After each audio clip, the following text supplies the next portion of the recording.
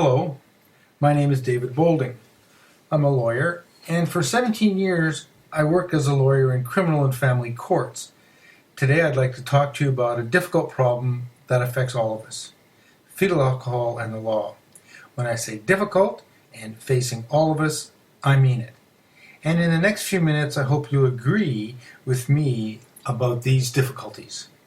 Fetal alcohol had several names when I began this work in 2000. Publicly, it was called fetal alcohol syndrome, or FAS. The name we prefer today is fetal alcohol spectrum disorder, or FASD. In February of 2000, I was on a conference call with Judge Truman, a probation officer, and a federal parole officer, and they were all talking about fetal alcohol and the legal system. Everyone knew more than I did, and I said, I don't know anything about this. It seems that all I do is make mistakes. And in that special voice that adults use for slow children, Judge Truman said to me, "That's okay, David. You just write about your mistakes."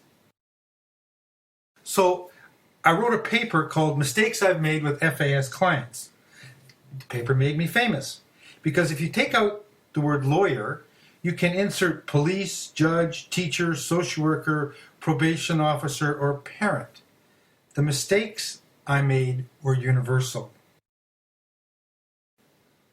Since 2000, my focus has been on FASD because I believe Canadians want the legal system to put people in jail for the right reasons, not for the wrong reasons.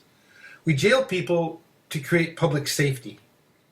People with fetal alcohol are put in jail because we are criminalizing a brain-based physical disability. Most of the people with fetal alcohol, not all of them, but most of them, pose no danger to public safety. Yet most of the people in jail have this disability. There's only one peer-reviewed science paper in the world on the prevalence of fetal alcohol in the justice system, done by J. Conray, PhD, and D. Fast, MD, and others in the late 90s in British Columbia. The authors in that paper say about 24% of the youth in BC custody have some type of fetal alcohol brain damage. However, the authors admit there were some problems with their methodology in sampling, and the correct answer is approximately more like 40%. A new study is underway now in Manitoba. It gets worse. The people who run our penitentiaries have been quietly doing their own prevalence studies. These are not peer-reviewed papers. However, the penitentiary staff believe between 50 and 80% of the male penitentiary population, more than 2 years in jail, have one of the 4 fetal alcohol diagnoses found under the FASD umbrella. To understand how difficult FASD is, you must accept that fetal alcohol is a permanent, brain-based physical disability. It's not genetic. It's not caused by bad parenting or having bad friends or environmental factors. Fetal alcohol is permanent brain damage caused because mother consumed alcohol while pregnant, and thus the baby's brain is born missing parts, and those parts are never coming back. According to the work of Edward Riley, PhD, University of San Diego, and Kathy Sulik, PhD, University of North Carolina, Bowles Institute for Alcohol Studies, there are 2 types of brain damage caused by alcohol in the womb. First, brain cells in the early developmental stages are missing. They're not there. Thus, further necessary brain development does not occur. It's a bit like building a skyscraper without a foundation. And as the building is constructed, it starts to fall over. The second type of damage alcohol does in the developing brain is that the neural networks are connected to the wrong neural networks. This means that instead of brain cells creating strong, functioning networks, the brain's networks are wired wrong and function poorly. It's like the light switch for the light in your bedroom, turning on the TV instead. These two types of brain damage result in reduced cognitive abilities. For example, if we look at our complete brains, the ones you and I have, as a skyscraper with a functioning elevator system, we, the complete brain, can go from floor 0 to floor 100 and each of the floors in between. People with fetal alcohol have an elevator that perhaps goes only from floor 12 to floor 87. These two types of permanent brain damage create consequences. It means all the modern pharmaceuticals, all the probation orders, all the time in jail, all the cognitive therapy cannot repair the brain damage done in the womb.